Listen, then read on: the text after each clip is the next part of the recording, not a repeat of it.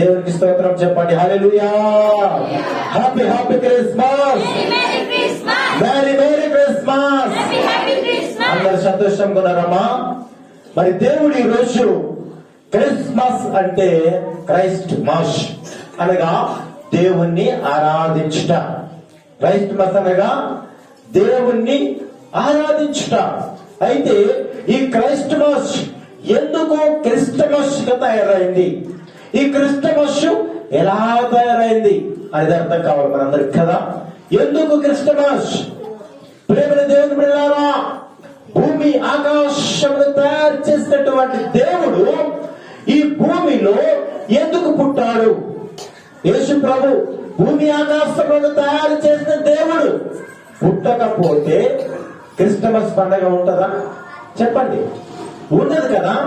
అయితే ఈ క్రిస్టమస్ పండగ చేసుకోవడానికి గల కారణములు ఏమిటి తెలుసుకోవాలి మనం.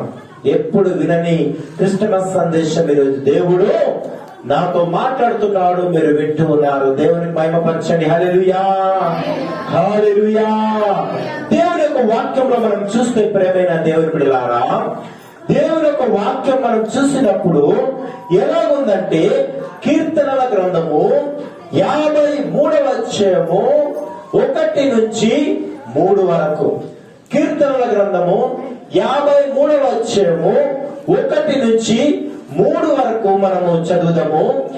దేవుడు లేడని బుద్ధిహీనులు తమ హృదయములో అనుకొందురు, వారు చెడిపోయిన వారు అసలే కార్యములు చేయుదురు, మేలు చేయువాడును లేడు, వివేకము కలిగి దేవుని వెతుకువారు కలరేమో అని దేవుడు ఆకాశం నుండి నరులను పరిచరించను. వారందరూ దారి తొలగి బొత్తిగా చెడియున్నాడు, ఒక్కడును తప్పకుండా అందరూ చెడియున్నారు, మేలు చేయవారు ఎవరు లేరు, ఒక్కడైనా లేడట. దేవునికి స్తోత్రం చెప్తాం. హల్లెలూయా. దేవుడు ఎవరట? దేవుడు పరిశుద్ధుడు. దేవుడు ఎవరమ్మా? పరిశుద్ధుడు. పరిశుద్ధుడు దేవుడు పరలోకములో ఉన్నాడు. పరిశుద్ధుడు దేవుడు ఎక్కడ ఉన్నాడు? పరలోకములో ఉన్నాడు. పరలోకములో ఉన్న దేవుడి దగ్గరికి నీవు నేను వెళ్ళాలంటే మనం కూడా ఎలా ఉండాలి? పరిశుద్ధులుగా ఉండాలి. అందుకే దేవుడు ఎక్కడి నుంచి చూస్తున్నాడు? పరలోకము నుండి భూలోకానికి చూస్తూ ఉన్నప్పుడు మనుషులు ఎలా ఉన్నారట? దేవుడు లేడని చెప్తున్నారు. ఏం లేడని చెప్తున్నారు? దేవుడు లేకపోతే ఈ భూమి ఉంటదమ్మా? గాలి కనబడుతుందా మనకి? కానీ గాలి ఉన్నదని నమ్ముతున్నామా లేదా మనము? గాలి లేకపోతే మనం బ్రతుకుతామా? మరి దేవుడు భూమి చేసి ఉన్నాడు, నీవు నేను చేసామా? భూమి చేసామా? చెప్పండి. మనం చేయగలమా భూమిని? భూమి ఎవరు చేస్తారు? దేవుడు చేస్తాడు. ఈ భూమి పని చేసుకొని తింటున్నారు. భూమి చేసిన దేవుడికి దేవుడు లేడు అంటున్నారు.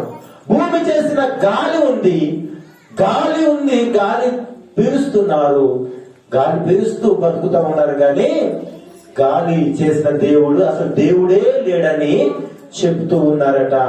అప్పుడు మరి దేవుడు ఏం చేయాలి అంటే, మీరు పాపములో ఉన్నారు. ఎక్కడున్నారు?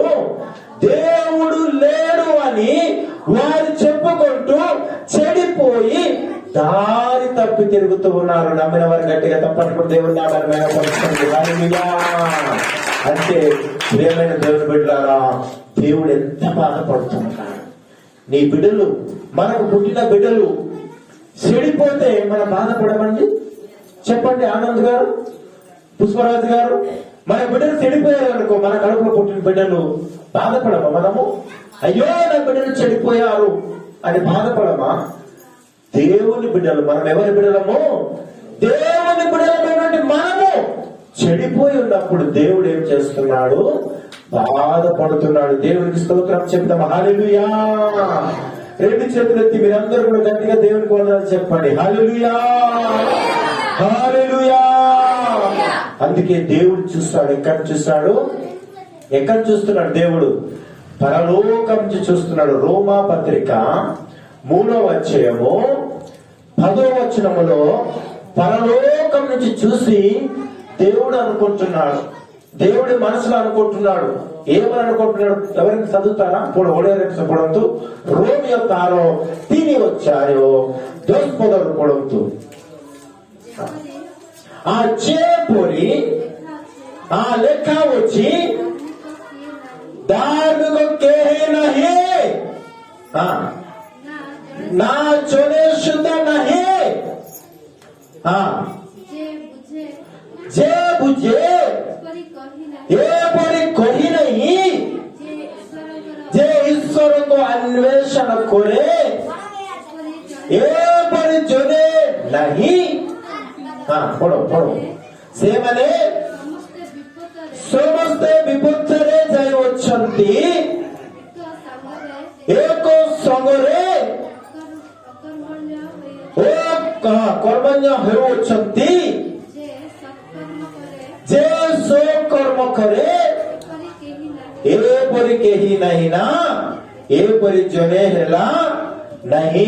దేవునికి స్తోత్రం చెప్పండి। తెలుగులో దేకొత్తు కెంటే వచ్చి ఇందును గురించి రాయబడినదేమనగా నీతిమంతుడు లేడు, ఒక్కడు లేడు, గ్రహించువాడు లేడు, దేవుని వెతుకువాడు ఎవ్వడు కూడా లేడట। దేవునికి స్తోత్రం చెప్పండి। హల్లెలూయా।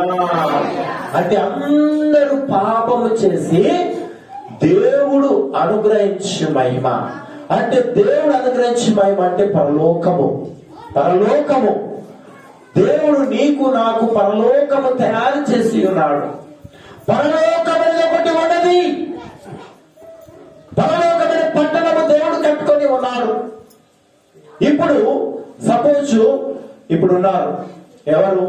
సపోజ్ ఆనంద్ గారు ఉన్నారు, చక్కటి ఇల్లు కడుతున్నాడు। ఎవరి కోసం కడతాడు?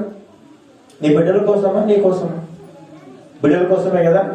మరి ఆ బిడ్డలు పాపము చేసి ఆమె అర్హత ఇంటికి ఉండడానికి అర్హత లేకుండా ఉంటే ఎంత బాధపడతాడు?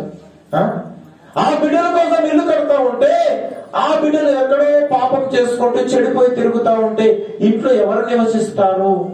వారి కోసమే కదా ఇల్లు కడుతున్నారు, వారి కోసమే కదా భూమిని సంపాదిస్తున్నాడని వారు ఎంతో బాధపడతారు లేదా?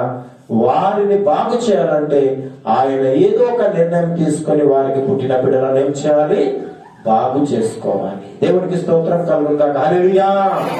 వినిపిస్తుందా మీకు?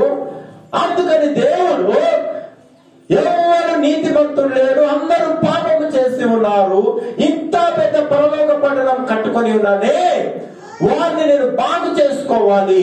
ఈ పరలోక పట్టణంలో నాతో పాటు వారిని ఉంచుకోవాలని దేవుడు ఏం చేశాడు? మత్తయి సువార్త 1వ అధ్యాయము తీయండి, తీయండి। మత్తయి సువార్త 1వ అధ్యాయము 21 చదవండి। మత్తయి సువార్త 1:21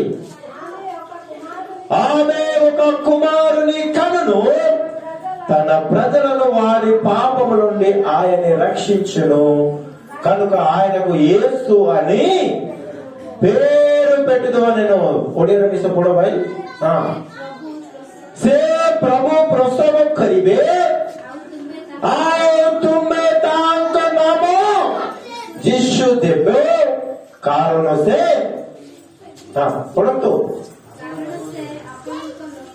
आपण लोक मानको सेमनकर समस्त पापरू परित्राण करिबे। హల్లెలూయా హల్లెలూయా। దేవుడట ఇదిగో తన ప్రజలను వారి పాపములను రక్షించడానికి, నా పాపం నుంచి నన్ను రక్షించడానికి, మీ పాపల నుంచి మిమ్మల్ని రక్షించడానికి తన ప్రజలు ఎవరు?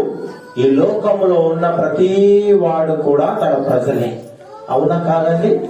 లోకంలో జన్మించినటువంటి ప్రతి వాళ్ళు కూడా తండ్రి అయిన దేవుని ప్రజలము। మరి మన పాపంలో ఉంటే ఆయన ఊరుకుంటాడా? ఊరుకోడు। అందుకే ఆయన పరలోకము నుంచి ఈ లోకములో మనిషిగా పుట్టి మనందరిని రక్షించాలని తిరుగుతా ఉన్నాడు। ఎవరి దగ్గర ఎవరి కడుపులో పుట్టాలి, నేను ఎవరి కడుపులో పుట్టాలి, ఎవరి పరిశుద్ధులు అని తిరిగినప్పుడు ఈ భూ ప్రపంచంలో ఒకే ఒక కన్యక కనిపించింది. అది ఎవరు? మరియా. దేవునికి స్తోత్రం చెప్తాం. హల్లెలూయా. అంటే ఎటువంటి పాపము లేని స్త్రీ. మరి దేవుడు పరిశుద్ధుడు కదా, మరి పరిశుద్ధురాల దగ్గర పుడతాడా, పాపురాల దగ్గర పుడతాడా? దేవుడు పరిశుద్ధుడు గనక దేవుడు పరిశుద్ధురాలైనటువంటి మరియా కనబడింది.